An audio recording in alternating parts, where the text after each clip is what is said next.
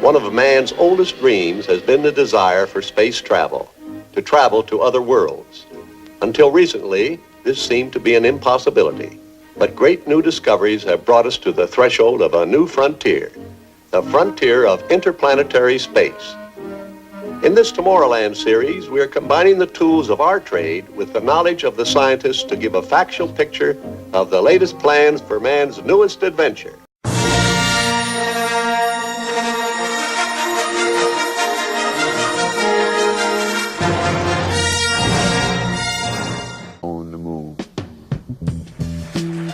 The catchphrase, what that was all about, the revolution will not be televised, that was about the fact that the first change that takes place is in your mind. You have to change your mind before you change the way you live and the way you move. So when we said that the revolution will not be televised, we were saying that the thing that's going to change people is something that no one will ever be able to capture on film. It'll just be something that you see and all of a sudden you realize, I'm on the wrong page. You will not be able to stay home, brother. You will not be able to plug in, turn on, and cop out. You will not be able to lose yourself on Skag and skip out for beer during commercials because the revolution will not be televised. The revolution will not be televised. The revolution will not be brought to you by Xerox in 4 parts without commercial interruptions.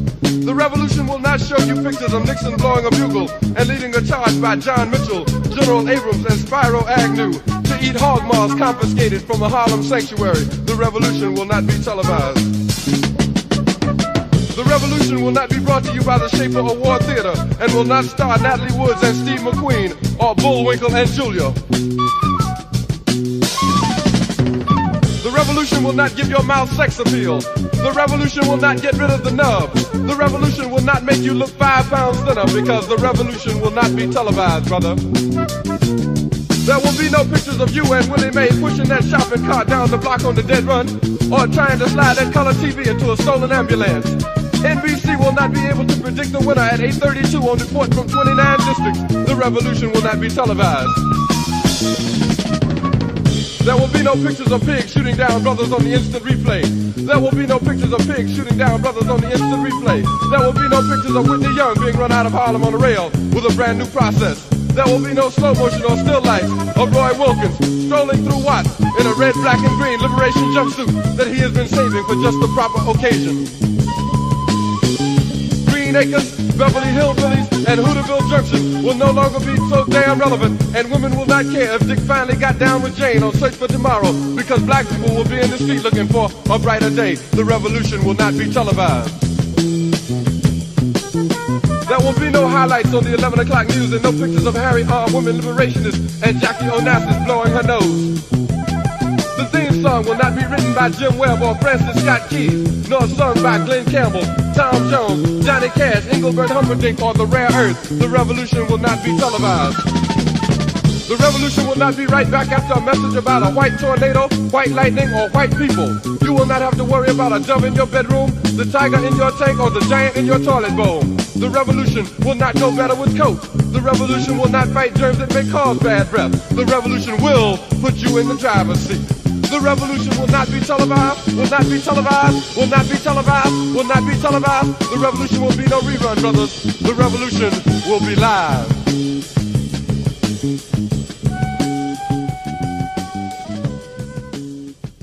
Hey guys, how's it going? Sorry about the voice, but this is the only opportunity I have to record anything, so hopefully you can bear with me here. But besides all of the obvious programming going on in these Disney propaganda shows, I also find it strange how comfortable Mr. Wernher Von Braun is in front of the camera after his turbulent war-torn past. I mean, he was forced to move from his homeland to a distant and foreign land to work for NASA and Disney. And in a second I'll play the section where he explains the future moon mission. It's hilarious. But this history programming is funny because all you have to do is dig a little deeper and connect the dots by using logic and reason. When it comes to Mr. Von Braun, he is not just some random rocket scientist geek working for the man. And I'm not saying he's some bad guy or a good guy. I have no idea what's in his heart. And I'm not judging him or anyone else in this video. I'm simply pointing out that just like all of the other discoverers or creators of fictional history, like the convenient dinosaur discoveries and early science fiction space and nuclear weapons writers, for instance, he comes from a very wealthy family, elitist one might say. I found a similar situation when I was researching my pre-1945 atomic fiction and my pre-1900s science fiction videos, where the authors of these works were elites or in amazingly coincidental situations. As far as the government story of Wernher Von Braun, he is portrayed as the guy. We got this one guy, apparently the only guy smart enough to give us rocket technology. I mean, what a joke. We could have easily reverse engineered a V-2 rocket. But no, we needed a superstar, a scientist hero for the Disney NASA Fantasyland. This was the beginning of branding the superhero NASA scientist and astronaut heroes that are just so much smarter than the average peasant. So he should have been quite the savant, a science geek, if you will, to be this important and have this many connections in America. However, if you want to know who Mr. Von Braun actually was, or the factual circumstances of his social status before becoming a rocket man, just look at his family. Wernher Von Braun's lineage can be traced back to the Junkers. The Junkers were members of the landed nobility in Prussia. They owned great estates that were maintained and worked by peasants with no rights. And the most famous Junker was Chancellor Otto von Bismarck. Well, what are the chances of that? This measly rocket scientist is related to Otto von Bismarck. And Von Braun's father was Magnus Alexander Maximilian Wernher Von Braun. And according to Wikipedia, Father Von Braun was born at an estate the Von Brauns had owned since 1803. He studied law at the universities of Göttingen and Königsberg. He held many prominent positions, such as District Chief Executive in 1911, office with the Department of the Interior in 1915, the first Chief Press Officer for the Reich Chancellery in 1917, then later the head of the political department of the military administration of Vilnius. He became the head of the administration of a Baltic town in 1918, and following the conclusion of World War I, Braun was appointed commissarial police president of Stettin in 1919. Braun then worked again at the Department of the Interior and became the president of the Government of Gumbinnen. In 1930, he became the vice president of the Association of Agricultural Cooperatives, and the Junkers were big into land and agricultural monopolies, so that's not surprising. And to top it off, in 1932, he was appointed Germany's Minister of Nutrition and Agriculture. There's a lot more information available, but the point is that he was a cabinet minister, for goodness sake. So his son, Wernher Von Braun, was not some random savant geek scientist. He was a privileged elitist with connections. He seems to be a good actor too, the way he helped sell the idea of space in Disney's Fantasyland propaganda shows, which earned him the superhero name of Rocket Man. And this also reminds me of Admiral Byrd, who a lot of flat earthers used to cite, but he had the magical and amazing connections with all of the elites. So there's nothing new here, folks. Mr. Von Braun's career is amazing. First, he is a wealthy, rich boy working as a Nazi scientist, living the Nazi high life. Then there is a brutal and devastating war with the US and Britain, with massive losses of life in Germany. After Germany is defeated, he magically gets drafted by the US in Operation Paperclip, and as luck would have it, this supposed refugee Nazi scientist magically gets to meet President Eisenhower before ever even doing anything. I mean, to get FaceTime with an American president, you must be some kind of super scientist. But he doesn't stop there. This man of fortune becomes best friends with JFK. This is the luckiest guy ever. Friends with the Nazi regime, and just a few years later, he is best buddies with the American elites.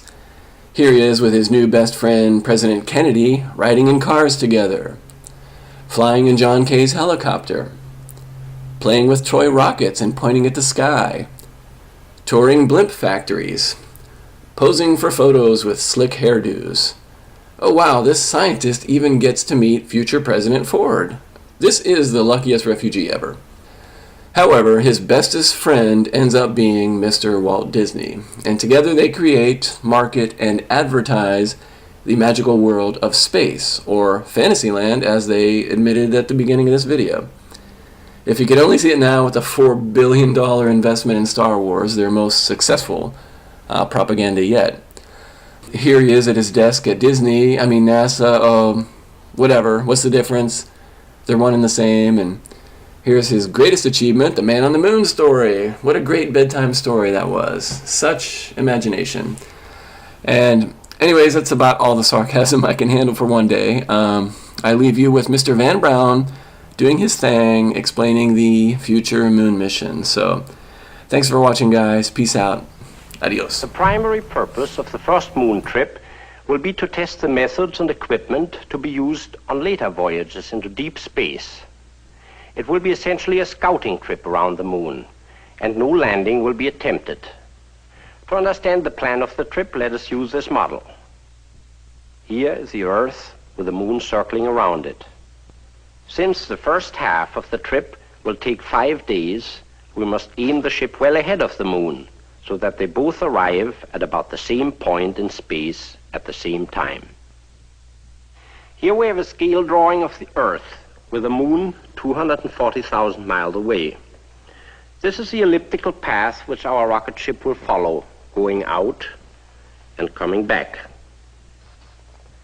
For the rocket to leave the orbit of the space station, its speed will have to be increased by firing the rocket for a brief period of 10 minutes.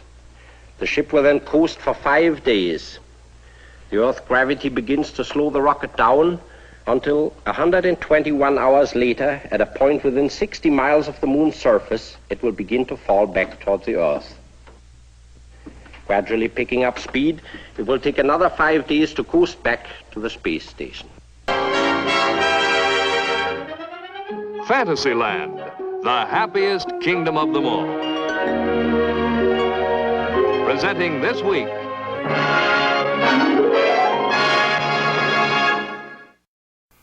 Here to introduce you to this new series is Walt Disney. In our modern world, everywhere we look, we see the influence science has upon our daily lives. Discoveries that were miracles a few short years ago are accepted as commonplace today.